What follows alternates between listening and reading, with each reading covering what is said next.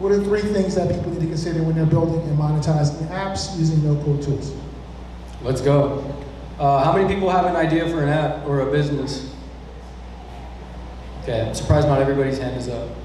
Okay, how many people have actually launched that app or business? Okay, hold on. More people raised their hand for launching than had an idea. How many of y'all had an idea? Okay, and how many of y'all actually launched it? Okay, there we go. Hands are supposed to drop, not go up. All right, cool. My point is that the number one reason app startup founders fail the first time around is not because they can't code, it's not because they didn't raise money, it's not because they couldn't find a technical co-founder, it's because they built an app that nobody wants to use, or they were building in a market that had no need for it.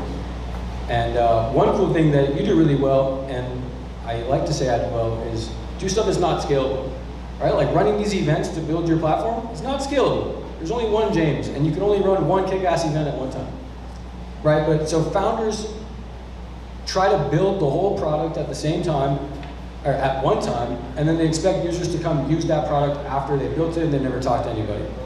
So the first thing you need to consider when you're building your app startup is, does your market actually need the app or the product that you're building? So the first thing that we teach our entrepreneurs is like, effectively hypothesize and plan your app. You want to make sure that when you're going to market, you're testing to see if your app needs to exist before you go invest 20, 50, 100K into development. It sounds like you have something to say. Well, yeah, so Alim put me onto this really fascinating book. It's called $100 Million Offers, How to Make Offers So Great That People Will Feel Stupid Saying No. I've been listening to that book. I'm on my 2nd time listening to it now. I'm actually doing like a book club in one of my communities. I highly recommend this book. But one of the things he talked about in the book was, do you have a starving market? Right? Are these people starving for what you sell? So it's really important. Who knows Alex Hormozy? Man, that's it? No. Yeah. Only 2 people know who Alex Hormozy is. Do you guys even have a YouTube account? I'm actually mad. Alex Hormozy is the god right now of free business content. I'm not here promoting him, but all you guys need to look up Alex Hormozy right now and go subscribe to him. Text me later and say thank you. But damn. Yeah, no, the book's amazing. That book will change your life. It's changing my life. So going back to it all, yeah, a starving market. So what we teach our builders at Ambitious Labs and what we want to teach everybody here today is like, if you have an idea for an app, number 1 is hypothesize. Does your market need that app? And then number 2, if you're an app startup founder, you're probably trying to build so many different features. You're probably trying to rebuild all of Uber in one night when you have to realize that Uber is a multi-billion-dollar company that's publicly traded and they have thousands and thousands and thousands of engineers. Like, we see way too many startup founders come in and just be very unrealistic from the get-go. You need to have an MVP, a minimum viable product that typically is just one feature. Is emphasis on viable or product or both? I think it needs to work, but even if it breaks, like that's okay. I think too many times founders are also scared for their app to break. And if your app breaks and people are yelling at you and they're mad at you, that is an amazing problem to have. That means people are yelling at you to fix their problem. And that's the position you want to be in. You don't want them to have a clear-cut experience, honestly, from the day one, because then you don't know what's going wrong. You don't know how people are using your app.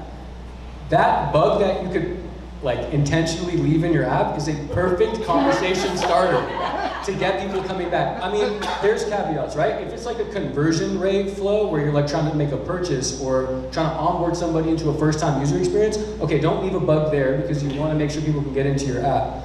My point is that even if the flow is incomplete and you're Robert who's building a gaming app in a highly regulated market and you don't have a payment processor, that's totally cool. You can process the payments under the hood and figure it out later. The purpose is just to get the transaction facilitated. Apps are just a vehicle for facilitating transactions. They're not like magic. I think a lot of founders think that's a big thing too. Like apps are just magic. You build it and you send users to it, it just prints money. Like, no, there's people on the back end, there's customer support that needs to happen, there's engineers that need to be paid. Like, an app is a huge business. It's like the equivalent of running like a mom and pop grocery store where there's cashiers and shelf stockers and it's just a different vehicle for business. So first app starters, secondly, app starters founders got to realize that apps are a vehicle of transactions and a mode of exchange. Cool. Did you have one? Is that the second one? You got third one? I don't know, I think I dropped like 100 bombs on Like there. a billion. Well, anybody have any questions for Alim? Anybody familiar with Flutter Flow? I do. Okay. What's up, Christian? So, like for us, we don't have an app. We're web-based, and it's interesting when people are like, "Oh, you need an app. Oh, you need an app," and I'm like, "We're doing fine without one." Where do you think is the case when you have web-based, and then if you do go the route of eventually having an app, like what does that look like? The process to determine if that's the right course. So I'm gonna tell you why you shouldn't build an app. Apps are really hard to advertise to.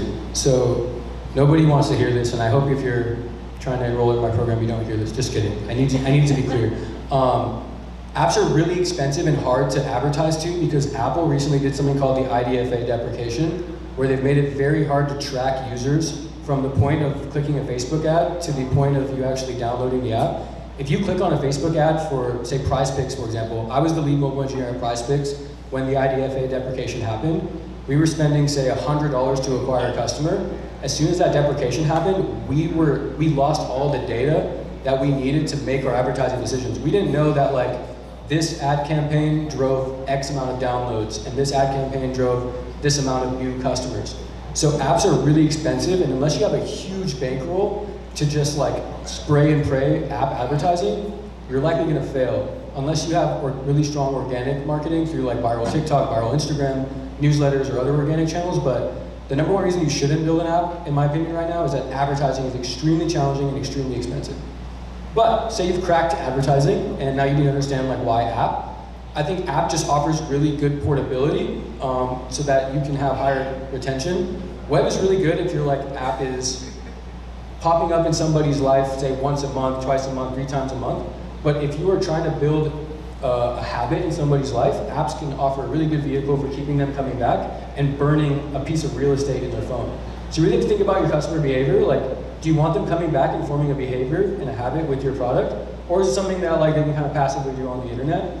And then also, like, is your app just kind of a companion? Because if it's a companion and you don't really care about advertising toward it, you could also use that as a case for building an app. Thank you. Yeah. Any other questions? Hope that's helpful. No, What's up? Any other questions? Oh, sorry.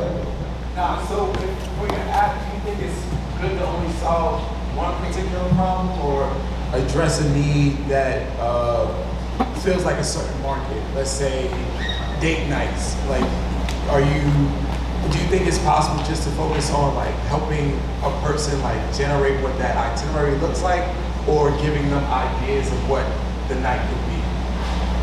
You gotta ask a person, and I'm taken, so I can't. My girlfriend will get mad at me if she watches this video. No, I'm just playing.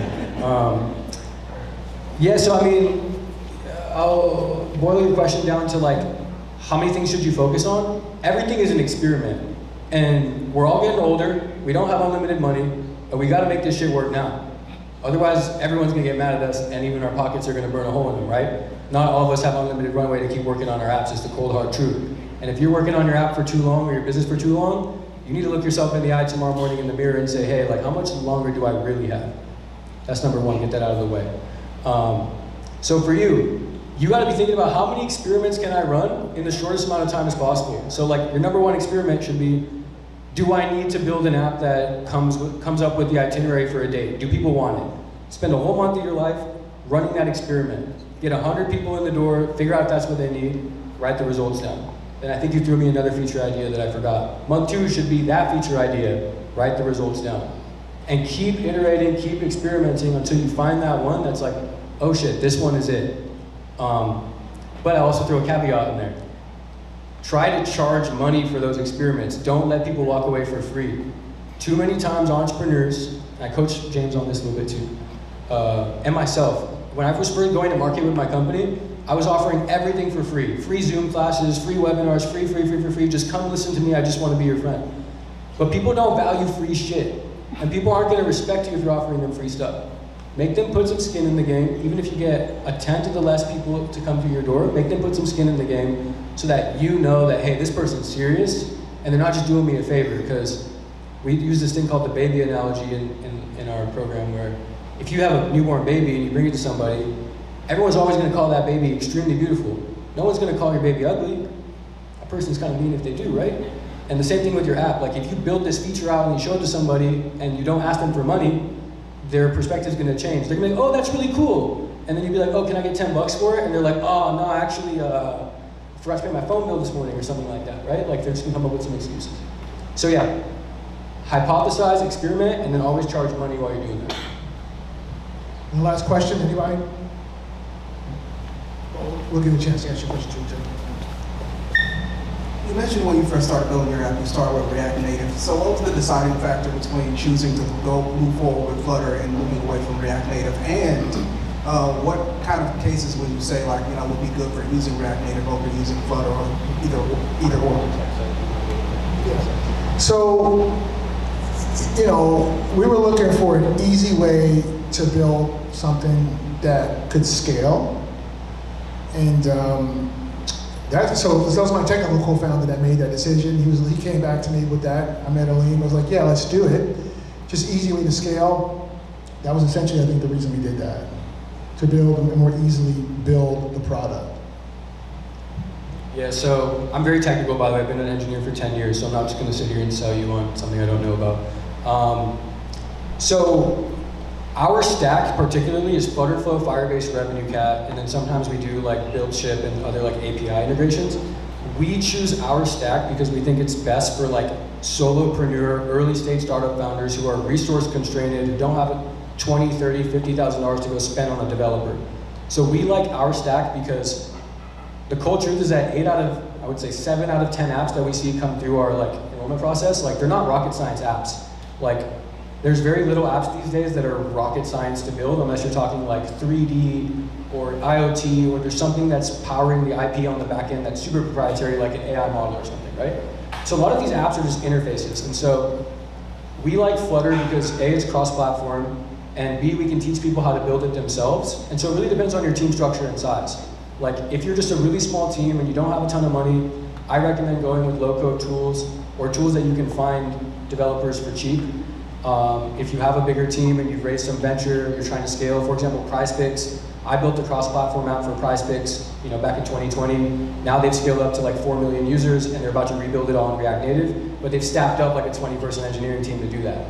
Not saying you need a 20-person engineering team to build in React Native, you can do it with one person too, but it just comes with a lot of maintenance. You're gonna have to have a CTO, somebody who can maintain the code. So the reason that we recommended Flutterflow for James, but also his CTO was the one who made the decision, because it was just one person. And the app wasn't rocket science. It was just, he needed a really high quality app that could connect people with people. It was kind of like a dating app, but there was some IP on the back end to like match them together. But it wasn't something where you needed very complex code and full control. So yeah, it really depends on your team size, structure, and how much money you have. Jim, last question. But like one thing I'll also say is that there's this common misconception, and I'm looking at like some engineers in the room, that like no code can't scale and low code can't scale. But nowadays the technology's gotten so sophisticated that even these no code and low code tools are highly scalable in that they're decoupled from each other. They're not like Wix and Squarespace where you're like building this website and you're locked into it forever and you keep paying the Squarespace bill. The tools that we are adopting, I'm very bullish that the startup market will continue to adopt, are tools that generate code under the hood that you can export out of at any time. You own the IP and you're not locked into something like Squarespace or Wix. Engineer here. What's My up? question was, what low-code back-end tools do you like? And you answered it with Firebase. Do you have any other you want to talk about? Yeah, for our more technical people, we like using Supabase. You've probably heard of Supabase. However, Supabase is a SQL database, and since Flutter is actually a framework that was built by Google, and Firebase is also supported by Google, that integration works really well. So it's perfect for beginners and like people who've never built apps before. But if we see like a data scientist come in, or a data analyst, or someone with a data background, we'll say, hey, you should use Flutter for your front end, and maybe look at like a SQL database like Supabase for your back end, since those people are more likely to adopt the SQL query language. So it really depends on like that profile of that builder, like how likely are they to be technical, and how likely are they to just not be technical and just get the bare basics done. So there's that, but then comes a problem where you want custom APIs and custom automations and custom workflows. So how do you build APIs? So we recently partnered with a company called BuildShip, and they offer like a drag and drop Lego block style API builder, where you can essentially create your own custom REST API endpoints and integrate any like automation or workflow. Think like Zapier, way more developer. So we've cracked finally a low-code backend that can scale, an API builder that can scale, and then a front end that can scale. And we hear too many times like startup founders are like, oh, well, I'm gonna get 1 million users when I launch. And I'm like, all right, buddy, let's focus on our first 100, and then let's get to 1 million. So let's kind of get that out of the way. But this stack kind of handles that objection. Yeah. First 10 doesn't. Yeah, 10, right? All right, cool, man. So this was amazing.